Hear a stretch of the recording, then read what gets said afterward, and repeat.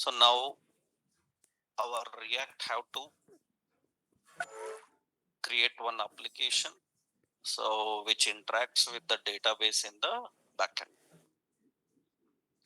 So React cannot directly interact with the database. So to handle interaction with the backend database, we need to know how to create the APIs. We need to learn how to design API. API is actually application programming interface. So application programming interface. First, in order to understand what is API, first you need to know about a concept called distributed computing. You need to know about distributed computing. So to understand and to work with APIs, first you should know distributed computing. Actually, in software technologies, there are different computing architectures. So we have like cloud computing, we have like parallel computing, so distributed computing. There are different computing architectures. So usually we have different computing architectures. For example, let's see the different distributed architectures.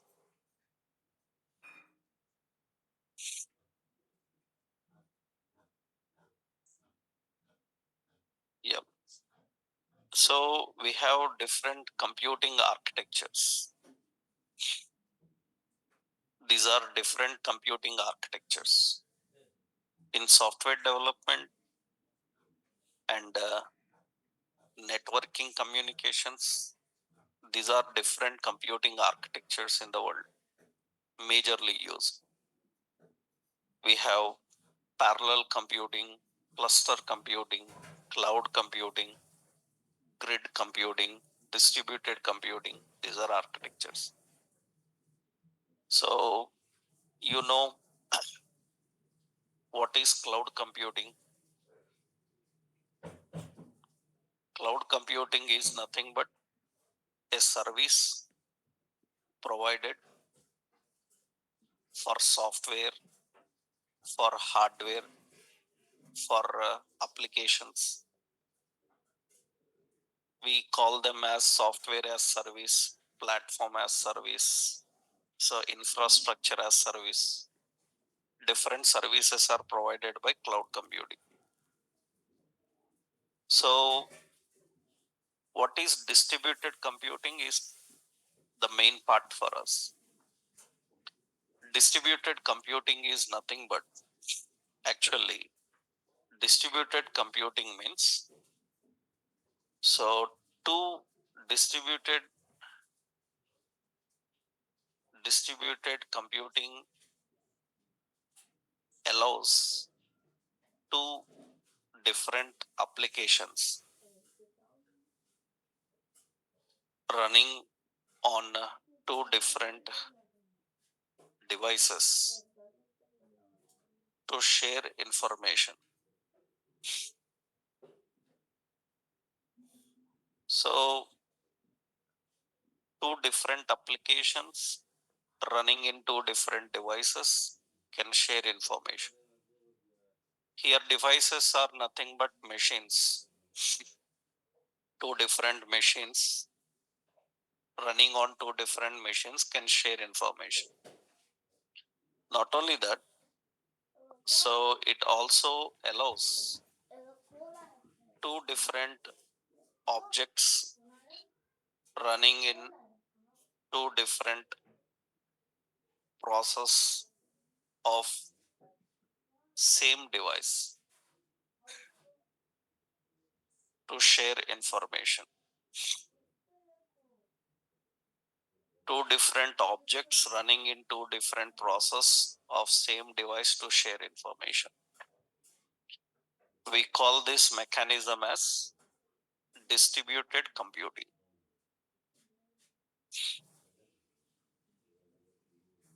So it allows two different applications running in two different devices. Actually, it is nothing but suppose we have two computers, two devices. So one is say server, another one is say client. Now on server device, so one application is present. On client device, another application is present.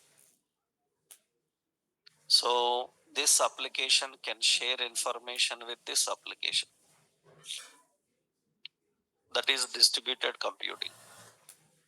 For example, suppose we want to watch Netflix, then I can open browser. In browser, I can visit this www some netflix.in. It opens Netflix, and in this we can watch movies after sign in. Now, without opening a browser, I can go to my programs. I have a Netflix app. I can use this Netflix app to watch movies. What is difference?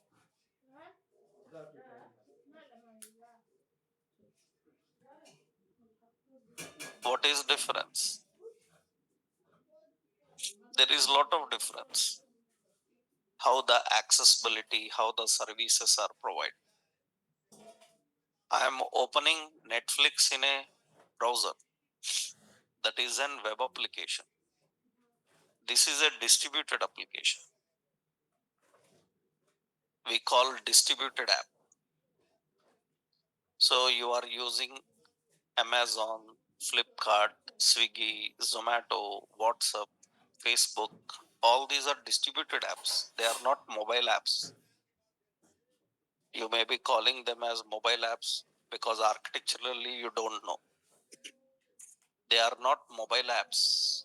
They are all called as distributed applications. So without this Netflix app also you can watch. Without YouTube app you can watch YouTube. In the beginning of smartphones we used browsers to open YouTube and watch YouTube on mobile. So what is the advantage of an app provided to client? That is not mobile app. Distributed app provides several services even when user is not connected to its server. You can watch movies offline on a Netflix even if you don't have any internet connection, if you are using a mobile, because in mobile you have a distributed application. You can watch YouTube videos, you can download and watch. They are distributed applications. We don't call them as mobile. Suppose you are watching weather on your screen, that is a distributed. That means simply one point: if you are not connected with the servers, you will not get updated data, but you may get some data which is already stored for you. These kind of applications are distributed. That means communication between two apps running in two different machines. They can share information. Not only that, distributed computing allows two different objects running in two different process of same device. Suppose you have a device. In that you have one app and you have another app. Two apps are present. Do you know these two apps can share information between them running on same device? For example, you opened Amazon and you searched for some products. After that, close. Now you open YouTube. Suddenly you find advertisements for those products in YouTube. Suddenly you open Facebook, you will find the advertisements of those products in Facebook. You done some booking in Make My Trip or somewhere app, and you open YouTube, you open Facebook, you will find advertisements related to Make My Trip. How come YouTube knows what I have done in my Make My Trip? That means applications are sharing information. Generally, several devices can restrict that. You know, iOS, when you install an app, it will ask, do you want this app to share information with other apps? You can accept or you can reject. That means not only that, for example, some app is sending an SMS as OTP, as SMS, and it reads that SMS automatically and fills it. SMS is coming to my SMS app. How another app is able to read that? That may not be a good one for security, but they are sharing information. That is all distributed computing. We call them as distributed computing.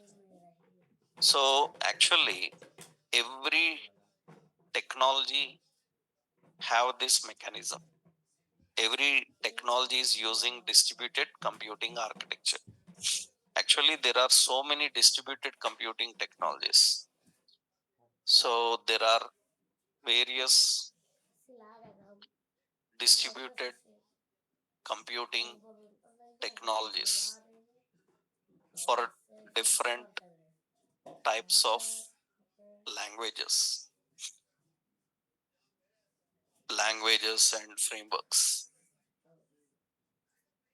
We have different distributed computing technologies like Corba, like DCOM, like RMI, EJB, like web service,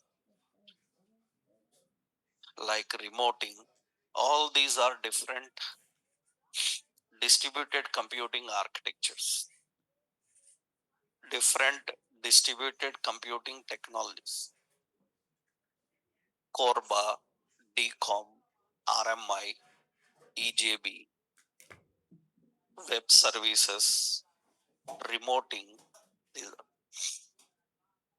So there are so many distributed computing architectures, technologies. Different languages use different.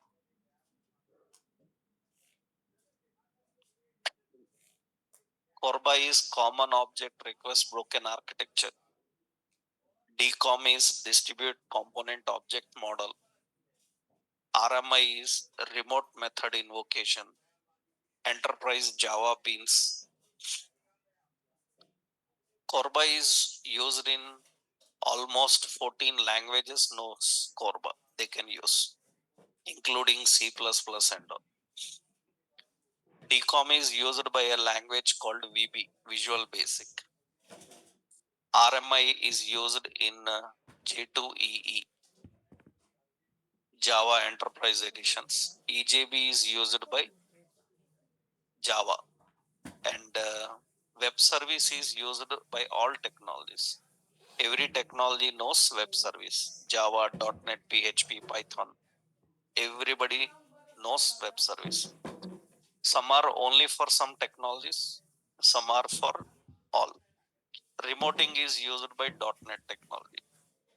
It uses remoting. So these are distributed computing architectures actually. This is distributed computing. This is distributed computing. So it allows communication between two applications running in two different machines in any network. That is one part.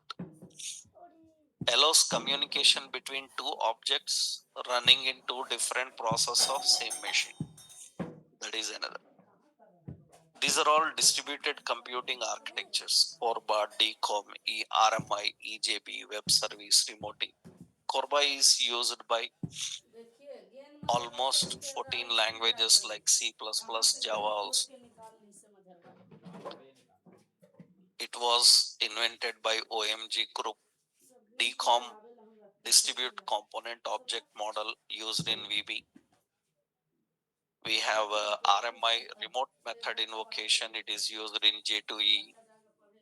We have EJB. It is used in Java, Enterprise Java Beans. We have a web service. It is used in all technologies: Java, .NET, PHP, Python, everywhere web services. And remoting, it is used by .NET. So it uses remoting architecture. So these are all different computing architectures. So means these are all distributed computing technologies. And one distributed computing known to all technologies is web service. So everybody knows about the concept of web service. Everybody is using web services, but not now, because web services have some issues now. Now the modern generation is migrating from web services to API. That is what the point is. So that means here actually, what is the concept? How two apps can communicate? Means server side, one application, client side, another application, both have to communicate. That is the concept. They have to share data. They have to handle the communication. So actually, to handle that, we were using the concept of web service. We were using web service. Even now, we are using web service in some projects. But now that web service days gone, we are not much using web service. But still several projects will be using web service. What is the concept of web service? Web service is a distributed architecture. It is a distributed architecture. Actually, so web service is a distributed computing. So technology known to many languages and frameworks. So it is known to many languages and frameworks, web service. Actually, web service uses three specifications. It uses three specifications. We call them as SOAP and REST and JSON. These are the three specifications.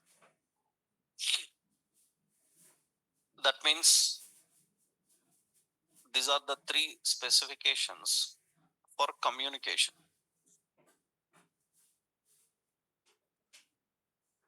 Three specifications for communication. So one is SOAP, another one REST, another one JSON.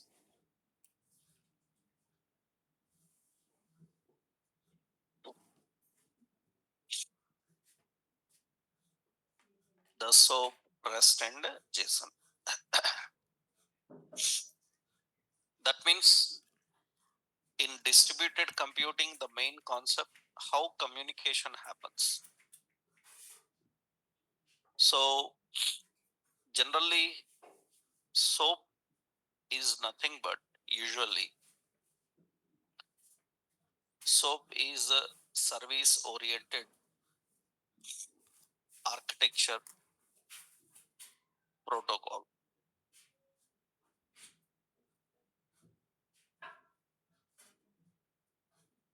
Service oriented architecture protocol. So actually in SOAP what happens is service consumer makes XML request and service provider sends XML response. So the request and response will be in XML form.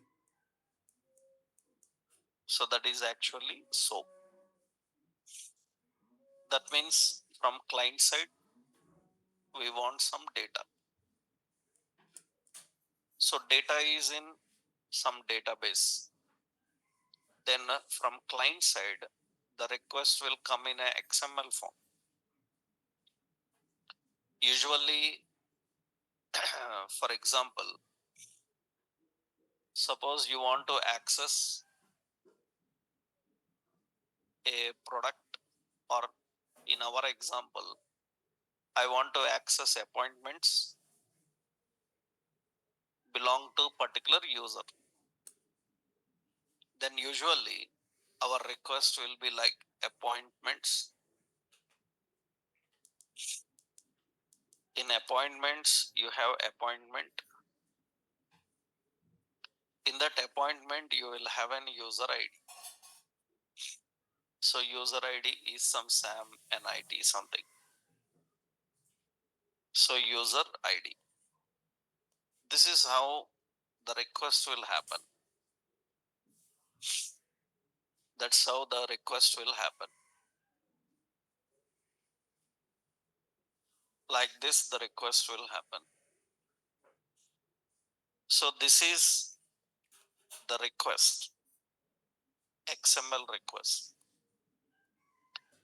And this will return XML response. So that means the response will be in XML form. That means appointments.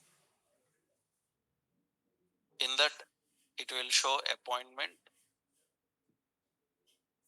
So all details of that particular appointment and all appointments. So here all appointments of that particular user. That's how the response comes. That's an XML format. So this is how XML is built. So the request will be in XML and the response also will be in XML. So we are not using this anymore. So those days gone. We are not using any SOAP based service requests. That's an old mechanism. Very rarely still some 10-15 years old projects may be using this, because almost from 2014 2013 onwards we stopped using them. So we were not using this anymore, because 2013 2014 During the time, that's a revolution among distributed apps in software technologies. Everybody started migrating from web services. So all technologies started implementing web services and all. Means ignoring web services and implementing APIs. Usually, this is SOAP. We are not using this SOAP much. We are not using the SOAP request anymore. Now, the current generations are mostly using one is REST. REST is actually representational state transfer. Representational state transfer. So, what is the concept of REST? The concept of REST is actually service consumer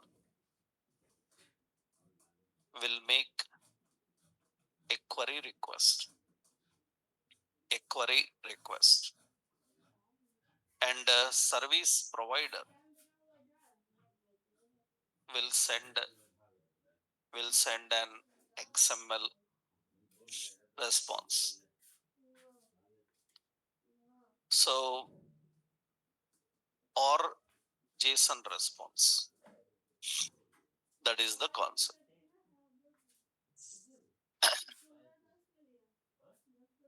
XML or JSON response. Currently, majority of services are RESTful. All the distributed applications are using RESTful services. In that, so request will be like this. Request will be in the format of some HTTP, so some domain. So, and it will have some what is it, appointments.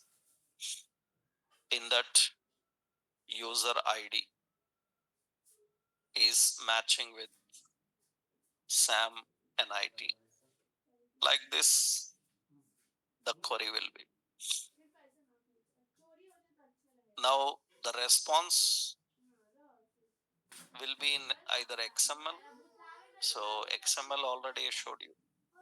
XML will be appointments. In that appointment,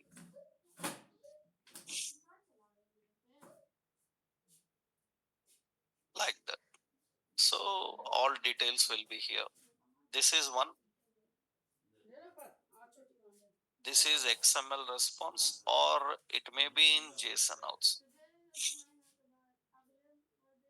So, this response will be in a JSON form also. It's an array of object. In that, you have an detail. The detail is like appointment ID. So it have like some title. So it have like, this is JSON. JSON have keys in quotes. So the response will be in this format. So which user related? I'm giving only few details. User ID.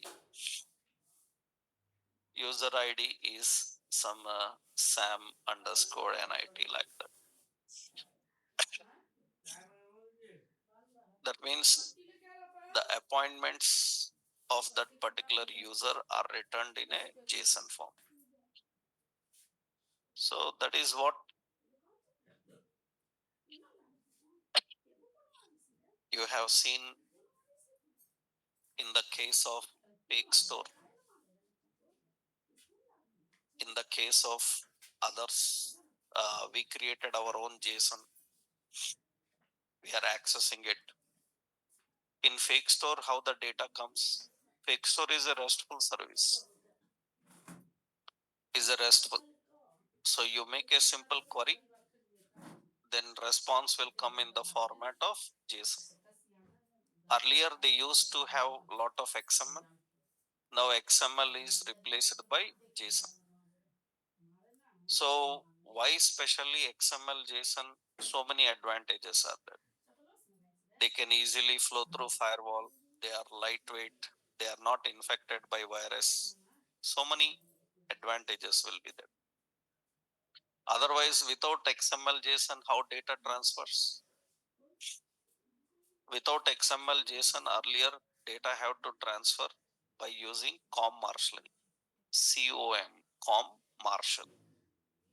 In COM marshalling, object to binary, binary to object conversions are required, which is not good. Then the application started using XML and JSON, and now it is majority JSON. So the fake store you have used, fake store API. This is fake store. This is the fake store API we use. In this fake store API, this is an REST API, a free online REST API. So what is meant by REST API? That means the consumer can make a query request, and these are the providers. These providers will send a response in the format of JSON, or it may be in XML. Some APIs can send in XML. Actually, server side technology people can write logic in which format they want. They can translate it into XML, or they can translate it into JSON type. So this is the concept of REST. SOAP, another one is REST.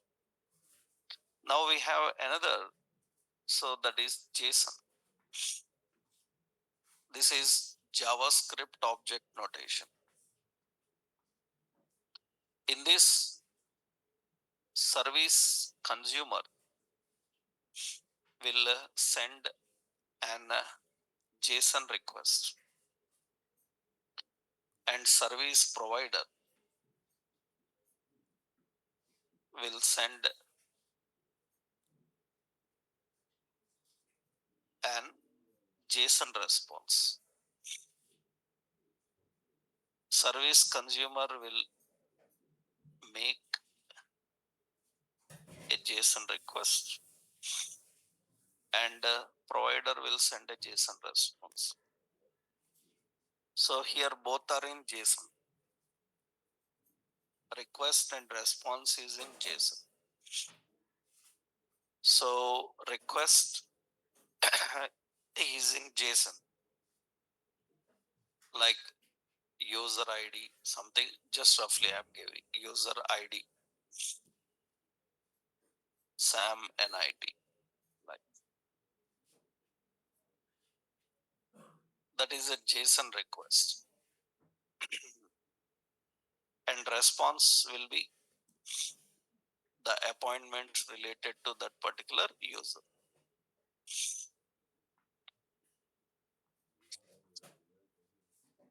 That is the response.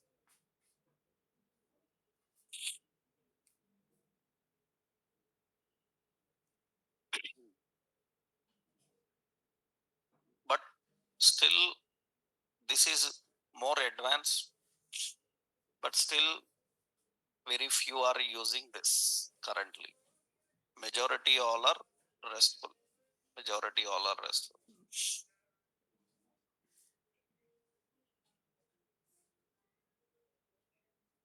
Now, so these are the three specifications we are having. So distributed, this is the web service, and specifications of web service are these, others not required for you. These are the specifications of web service. We have SOAP, we have REST, we have JSON, and specifications, that is nothing but the specifications. SOAP uses WSDL, UDDI languages for communication, and consumer will make a XML request and provider will send an XML response. The request and response will be in this. We have REST, representational state transfer, and in this consumer will make a simple query request and response will be in the form of XML or JSON optional. In JSON, request and response will be in the format of JSON. These are the communication types. Now, what API is? What are the problems in web service? Actually, what are the issues with web service is issues with the web service. The issues with web service, it can run only over HTTP. It can run over only HTTP, only HTTP protocols. On other protocols, it cannot work.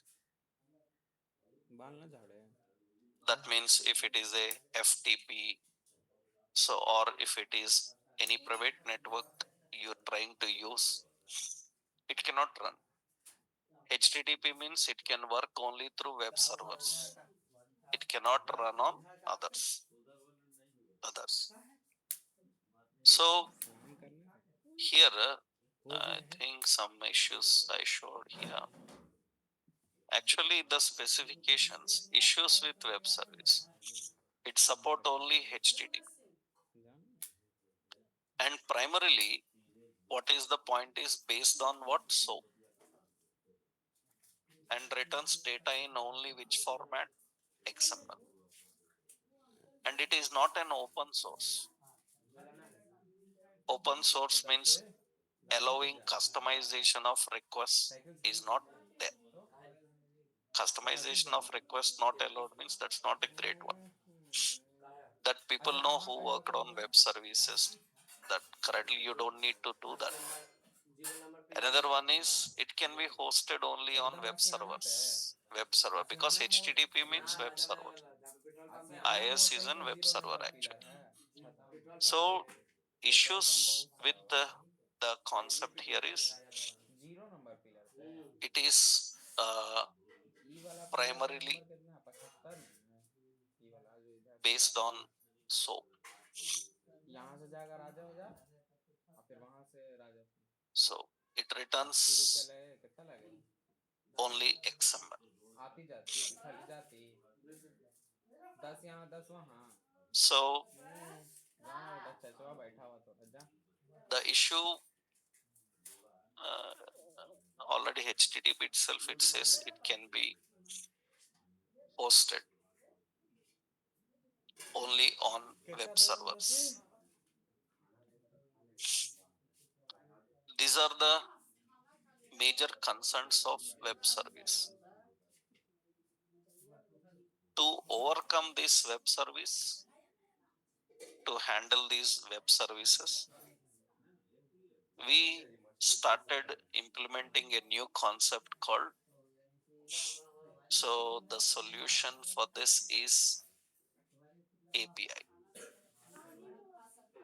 The solution for this is API. To overcome these issues, we are using APIs. So once we started using APIs in early 2010, from 2010, not 2010, 23 onwards, 2003. So we started using APIs. Perfect, complete API solution started. Do you know the world's first API? World's first API which successfully run all over devices was eBay. eBay. eBay is very popular online shopping even today. Even today, it is the world's lightweight API. Do you know Amazon, Flipkart follows the architecture of eBay. All ERPs follow the architecture of eBay. I think you people know in your phone pay, Paytm, shopping will be there. That is all eBay. Have you seen? In your Paytm, there will be a shopping powered by eBay. That means it is so lightweight that it can even run on another app. It itself is an app. And it is so lightweight that it can run on another app. Right. So, what is the concept of API? To run over any protocol and to return in the format of JSON means use RESTful services. What is the concept of API? So, application programming interface. It introduces RESTful services. So, it returns XML and JSON. So it runs over various protocols. It runs over various protocols. It is cross-platform. That means it can reach any device and OS services. Any device and operating system services. That is the primary aim actually. Primary aim of API is this. If anybody asks what is the aim of API, to make data reachable any device, any operating system service. That means from a PC to a smartwatch, data should reach. You are using weather. You generally technical people call as weather API. Weather API means you can watch it on your PC, you can watch it on your mobile, you can watch it on your watch. That means how a watch like small bandwidth device also can show you weather. That is how data is formatted. Data is formatted through a programming interface in such a way that it can run on devices with very low bandwidth. So it can reach devices, any device. That means it can run on low bandwidth devices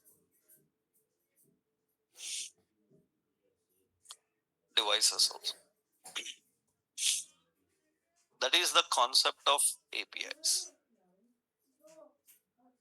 So that is the point about API is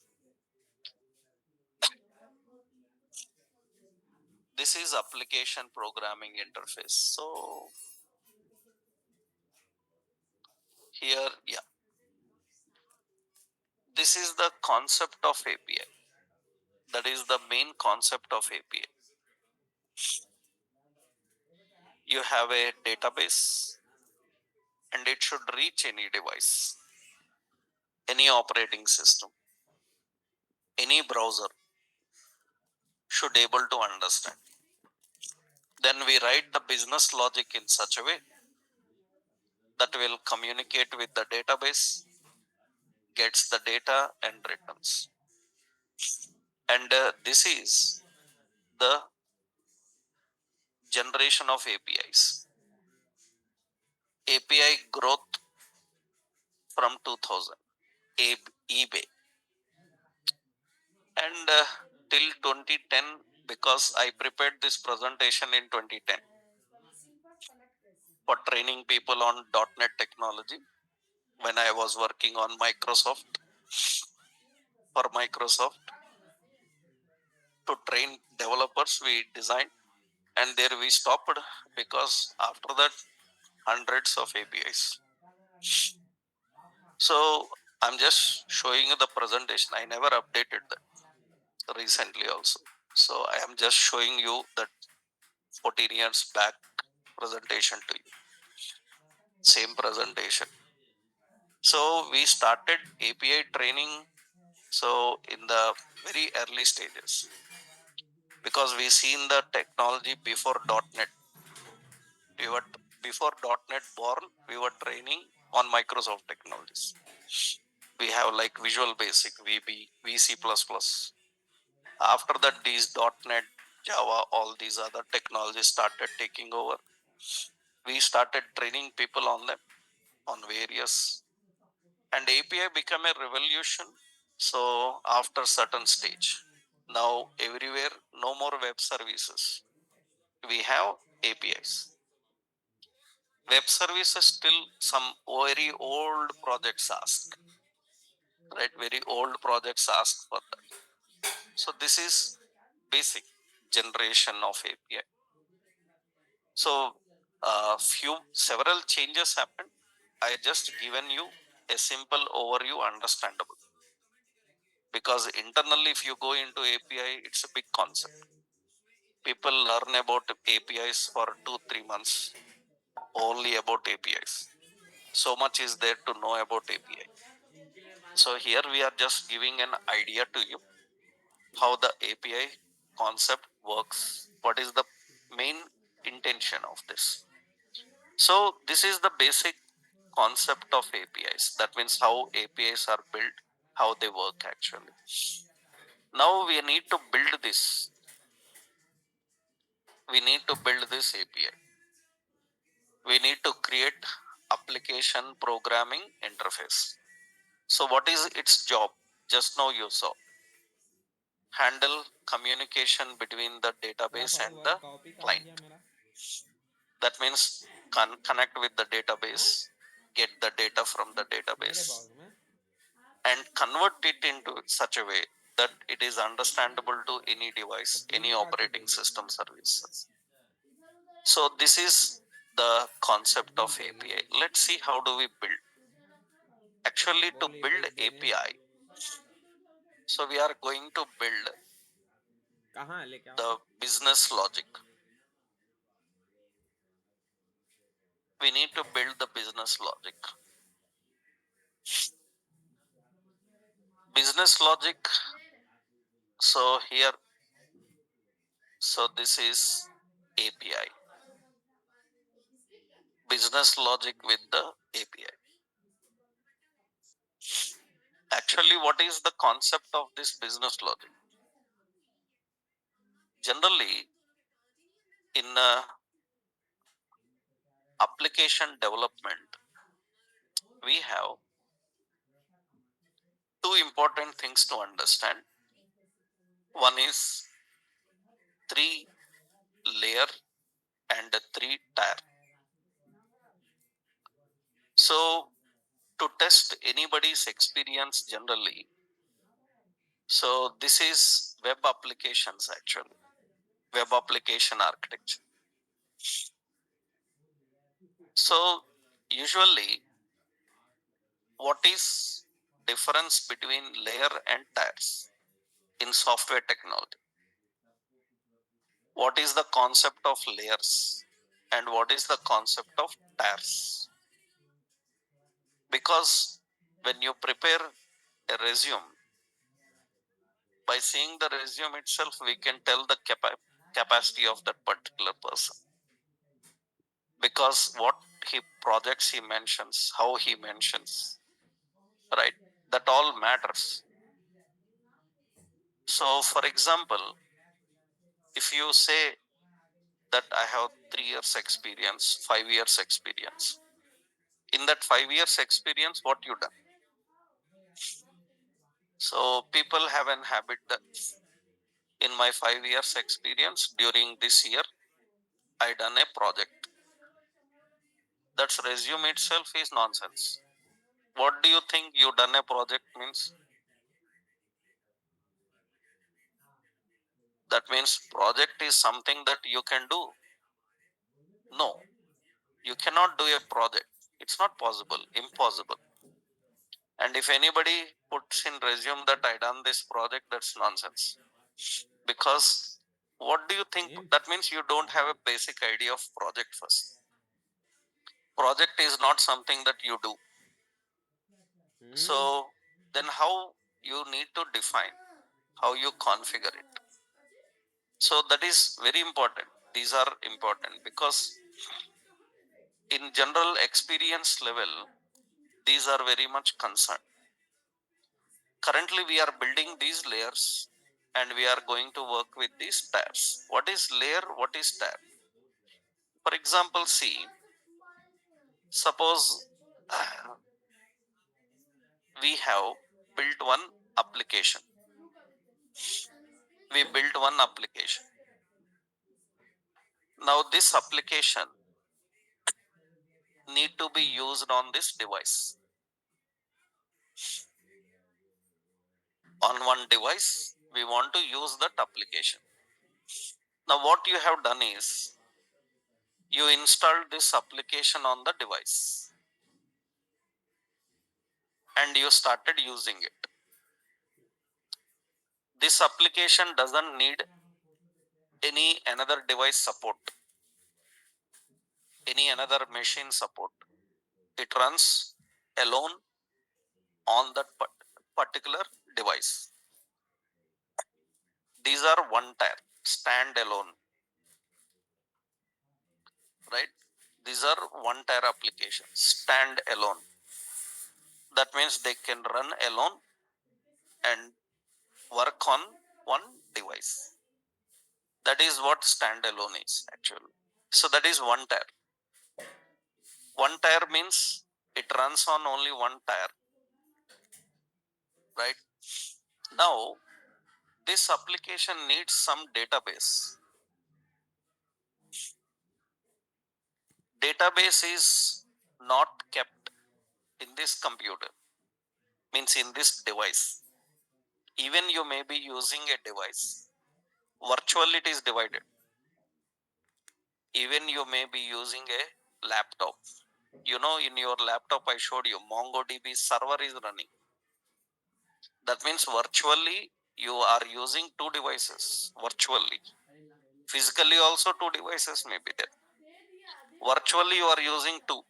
One server, another one is client. You saw MongoDB server and MongoDB Compass. Virtually two machines there. Server is a machine. Virtual machines, you know, these days everything is virtual machines. Virtual machine, virtual servers, cloud servers are those, right? Virtual machine and server machine and a client. That means where is data? Data is coming from another machine and application is running in another machine. Then this is what type? Two tier. Two tier applications these are. You have a three tier application. Three tier application is actually, you saw Netflix. Actually Netflix have a server app. Netflix have a server app. This server app communicates with the database. And client side user will have another app, or client side user uses a browser or uses a app. Through that he communicates with the server app. Server app manages his request, identifies what he is requesting, it communicates with the database and gets the data and return. This server app contains UI, which is rendered to you. So that means it contains the UI, it contains the logic, which is responsible for handling your communication. With whom? Database. Database is in one device, application is in another device, and you are using from another device. This is what 3 tier. Earlier we used to have entire architecture. Now we are not having much entire. Everything is synchronized into condensed into 3 tier. Every web application in the world is a 3 tier application. Every web application in the world is a 3 tier application. So if you are mentioning about a project, so you say, I done this project. It is a web application. Then you should mention its architecture. You have to tell that it is a 3 tier application. I worked on a 3 tier application. That I should see in resume. As experienced people resume. For fresher, no need to mention projects. Fresher will mention all personal projects, demo. That doesn't matter how you keep it. Those also points are important, I will tell. But experienced people, when they put a project in their resume, mandatory that I should see which architecture that project is. Which architecture that is important, right? So once you see the architecture, that means, okay, it is 3 tier application. Okay. Now in this 3 tier application, how a 3 tier application is built? That means, see, application running in 3 tiers. Am I right? What is first tier? One is presentation tier. Presentation tier is the location from where user is watching, using. Another one is application tier, where the actual application is running. Another database tier, where the database for that application is running. Database is in database tier, application is in application tier, and you are using from presentation tier. Presentation, application, and database. Okay. So your application is running. How you built it? How you built this application? For that, for presentation, we used for presentation we used UI layer. For presentation, we used UI layer. For communication, we used business layer. For communication, we used business layer. And for database, we used database layer. That means how many layers? 3 layers. Application tier is designed using UI layer. Business application is designed by using business layer. Database is designed by using database. So how experienced person mentions that means what is difference? Application running in 3 tiers and application is built in 3 layers. It is built in 3 layers. Now how experienced person mentions the project? He will say that uh, my first project is from some 2022 to 2023, and it is a 3 tier application. 3 tier application, some name of that application, and okay, this is your project. Then what are your roles? What are your role and responsibility? What is your role and responsibility in that project? The role and responsibility. So you say I worked in UI layer. I worked in UI layer. Or you say I worked in Means this is one project. You cannot say that I worked in this project. That's not satisfying. Means where you worked in that project? You worked in this project means everywhere you are involved. You are involved in databases design, you are involved in business, you are involved in UI layer. No. How you can say I worked in this project? That's not a correct statement first. That means your job will be in only one layer. Until or unless it is very small scale application. Very small scale application, then you have an scope of working in multiple layers. Otherwise, your job will be in only one layer. And by seeing your resume also, interviewer will ask accordingly. That means he will see that in first project you worked on UI layer. So I will ask you questions on UI. In the second project you worked on a database layer. Then I will ask you questions on database. In another project you worked on application business layer. Then I will ask you questions on business layer. That is how questions happen. Remember, for experienced people, interviewers cannot just ask what they like. Because experienced people, first remember, for experienced people, a company is conducting interview means their intention is to recruit them, to take them, not to reject them. Interviews are not conducted for rejecting people. Their primary aim is to take. And they don't waste time in asking anything unnecessary which is not he involved with. Because experienced people with some vast experience, they reverse question the interviewer that I mentioned clearly in my resume what I have done. Why you are asking something else? Because my expertise this. I am expert in this. I involved in this. If you want me in this area, I am okay. I open to work. Otherwise, leave it. Because I never worked on that. Right? You want me to explore it and work, then I am open. You want an expert in that area, then I am not this person. Because I never involved in that. But I can explore and I can do if you want me to do. Because see, experienced people interviews, we don't mess up. We just want, our main intention is to take them. Then to take them, we particularly identify that okay, he is expert in this area, he will be very helpful for this project. Otherwise, we openly tell him that okay, we are looking for this person. That means people are, remember again in projects, so many are there.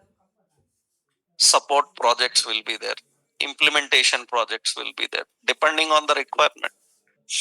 So, whenever you mention about a project, two important points we should see in resume for experienced people. What is the architecture and what is the layer?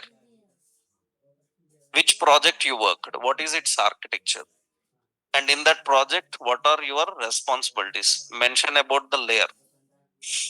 That means in UI layer, in business layer, and in that responsibilities they will mention. Like, okay, I worked in UI layer. In UI layer, what? UI layer means lot of things are there. So in UI layer, I worked on React. I used React. Then he will ask, then why you used React in this project? Why not Angular? You will say that I used CSS, JavaScript. He will ask why you used JavaScript, which version you used JavaScript, and what purpose you used JavaScript for that particular project. So 95% interview happens on resume for experienced people. What they mention on resume. Only 5% they want to check whether he is aware of other techniques and technologies. So outside the scope of what he worked. That tells that whether he is capable of exploring more than what he is doing. Right? These kind of points are important. So that is the reason a project have three layers. What are those? UI layer, business layer, database layer. API is business layer. It is the business layer. That is the business layer. That means here you write the logic to handle communication with the client and database. So now the point, the key concept here is, what is difference between layer and tier? Tell me now. Tiers are used for running application. Application runs on tiers. Application is built on layers. How you explain that point also important. For example, many times people put a wrong concept. Like, suppose you said, so my job was in database tier by mistake, but it is actually database layer. Tell me, what are the responsibilities of a person in database tier? Database tier means that is the location where database is running. Then if in a location where database is running, what will be the job of a software engineer? We call that as database administration, DBA. That means taking backup of data, performance tuning, right? That means availability of data, data corrupted, recovering the data, making backups of data. That is the responsibility. That means, what is difference between a person in database layer and database tier? The person in database tier is responsible for maintaining the database, but the person in database layer is responsible for designing the database, creating database tables, relations, configuring queries. All this is the job of a developer in database layer. What is difference between a person in application tier and application layer? Business tier and business layer. Business tier means server administration. That means configuring of server, administration of server. All this is managed by whom? The person who is involved in tiers. You are responsible for writing the logic to handle the communication with the application and database. So this is how we mention. That's the reason many times many people miss the calls, even they upload resumes in Naukri sites and all, because see, companies, they can just sort out you by seeing your resume itself. That means, is because you are uploading resumes free. Do you know companies have to download your resume by paying money to Naukri? You know, a resume approximately cost 1 rupee. 1 rupee a company have to invest on you to download your resume and to make a call to you. It's not free for them. You know, all the corporates, so they have to download your resumes. You freely uploading. That means you may be thinking like Naukri is doing social service to you. Means it is taking your resumes and selling them. What do you think? It is doing a social service by making jobs availability to you? No, it's not doing any social service. So they are selling your resumes to the companies. And our team lead or project lead will strictly tell our HR that unnecessary resumes, please don't download them, don't make calls to them. See exactly these requirements are there or not. If there, then you can get it. And those requirements sometimes mismatch. For example, because these HR people don't know technically. They don't know technically. Suppose what you done in your resume, you mentioned ES6. The project lead given the HR a list of technologies. In that he mentioned JavaScript. Now the HR who is verifying, they will verify character by character. A, B, C, C. They don't know technology generally. They think that you don't know JavaScript, but you have mentioned advanced version of JavaScript in your resume. Simply, they will push your resume aside, saying that you don't know JavaScript, something ES6 he mentioned. This misunderstanding regularly comes in recruiting people. That is the reason many times you might have seen in Naukri also, they will mention ES6, they will mention JavaScript, they will mention advanced JavaScript, all are same. Why you have to mention? So some people mention React, some people mention React JS. Do you know here also misunderstanding? Do you know Angular JS two are there? Angular is different, Angular JS is different, and React JS both are same. So that means these, because of these HR people are unaware of the technology, sometimes your resumes may go side. That means your resume should be in such a way that it is under first level, it is understandable to HR. Second level, technically it should be strong. And technically it should be strong means you have to mention all this at experience level we need to do. These are the key points you need to know. I just given an overview to make you understand what is meant by business layer. Because without knowing what is business logic, you cannot say that I written a business logic.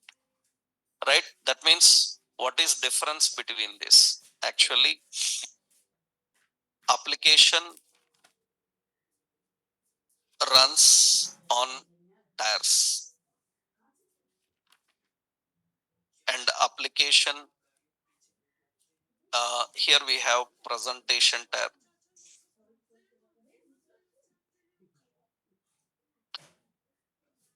So application tab and a database tab.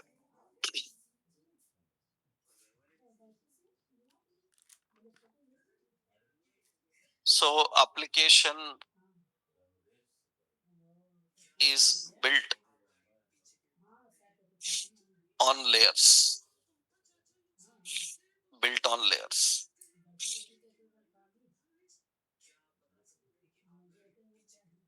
We have same UI layer, business layer,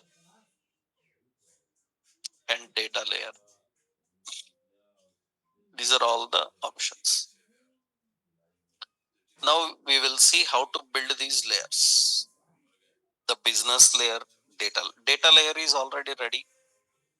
We created database, we configured the data layer is ready. Now our job is business layer. UI layer, your React is ready. Up to routing you learned in React. So in the UI layer, you will use React.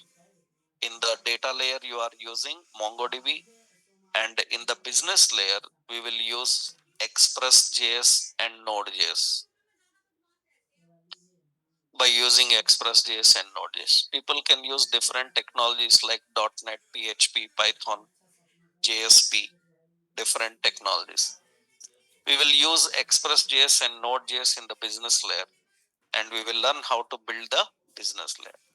That we'll see tomorrow. Right, in tomorrow's session, we will learn how to set up the APIs, how to write the server-side logic, which communicates with the database, gets the data from the database using RESTful architecture. That we'll see in tomorrow's session. Okay.